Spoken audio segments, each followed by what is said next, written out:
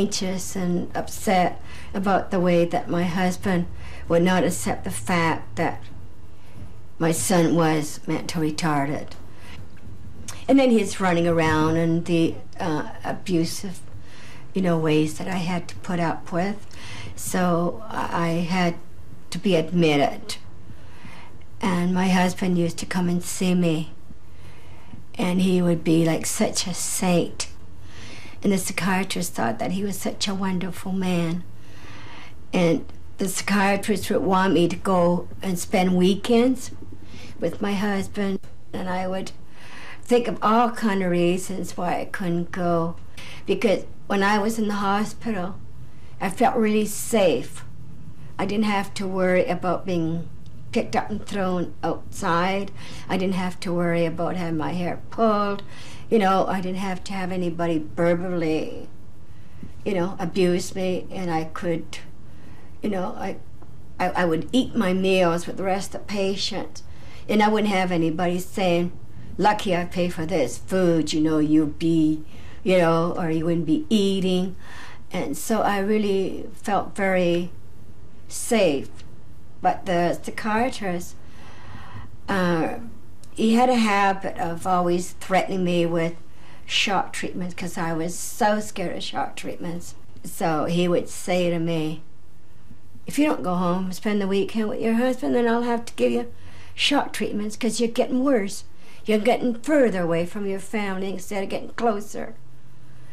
So I used to go for the weekend because I was more scared of shock treatments than I was scared of going home.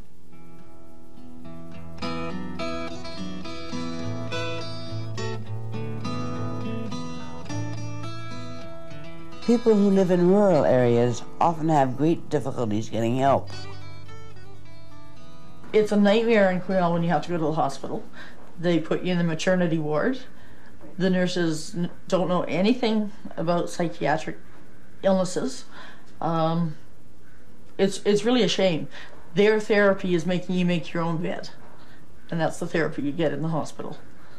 And none of the nurses, like, one day I was in there and 2 nurses came in that day and said, peeked their head in the door, you won't hurt me, will you? And I said, no, come on in. And they were really scared. Like, that's what they know about mental illness, is nothing.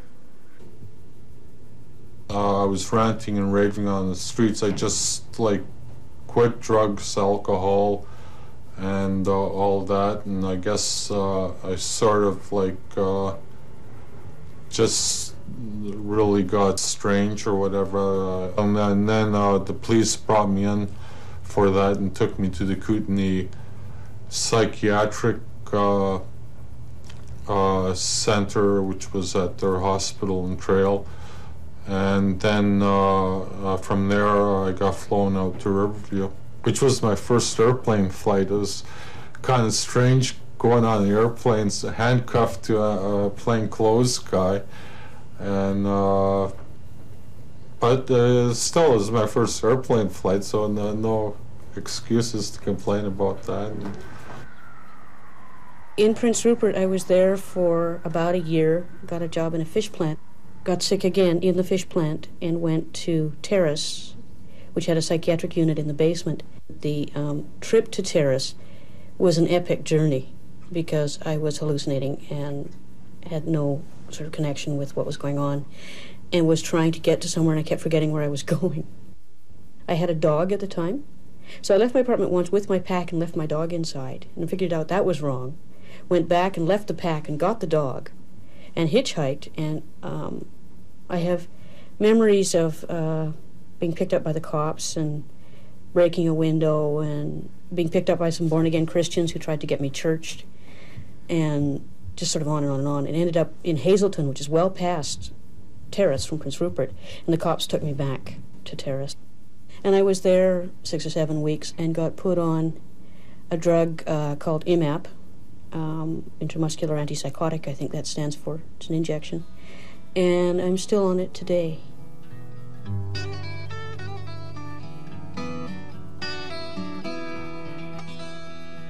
All I ever wanted from psychiatry was a good night's sleep, and I get that now. with the medications I have. I'm on Comandrin now, or procyclidine for side effect, and I was on benztropine for a long time. And at the same time, I was complaining about side effects, and they didn't mention it, that there was this other side effect medication. And the doctors, they don't volunteer information about this. Oh, when I take Eldol, I go into convulsions. My jaw dislocates and actually touches my neck.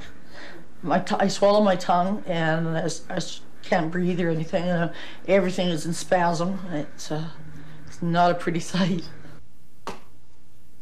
I'm on Depicane, which is valproic acid, Dizipramine, which is an antidepressant, propranolol, which is an anti-shaking pill because I have Parkinson's disease. I don't know if you notice my hand shaking, but it's not from nervousness, it's because I have Parkinson's disease. And I take risperidone for the antipsychotic and Rivotril for my nerves. I'm on medication still. I'm on 4 different medications, but I'm on a very minimum dose. And I would like to get off of that, but my doctor's scared to.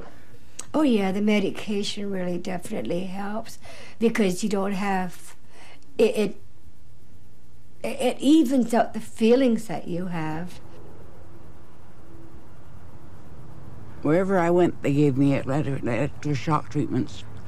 And I found it particularly upsetting because I was working as a librarian.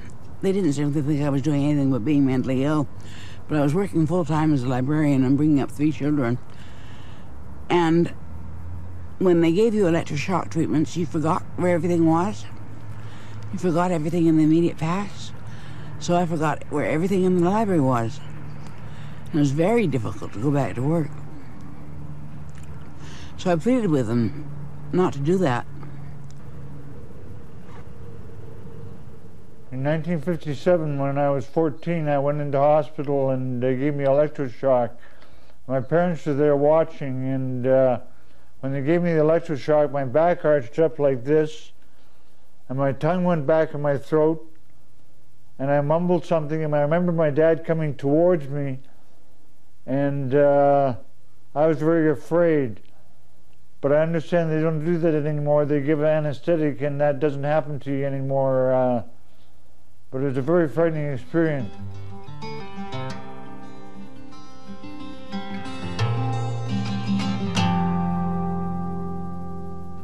I've been married for 8 years. Next month will be 8 years. I'm really lucky because most consumers don't have a relationship, and it's very hard to get into a relationship when you are sick. It's really tough. And I'm very lucky with the man I got. He really supports me and has stayed with me. Although there were times where he thought I'd gone overboard and that was it, I was never coming back. And a couple of times I just about lost him. But there was something there that said, no, she's coming back. I don't really have a lot of support.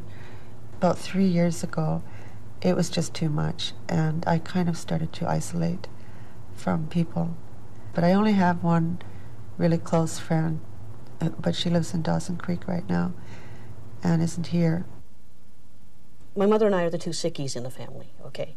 So the rest of the family does sort of make room for us to be ill, and that's an annoyance on occasion. I don't particularly like the idea of ever depending on very many people, and I don't like the idea that I'm going to be limited in any of my choices by what somebody else perceives as a risk to me. The housing has prevented me from being hospitalized. And the cooperation of my children. Now that they're all grown, and they are very grown, they're in their 40s and late 30s now, they band together to save me. And I think their support has been the chief thing that got me through.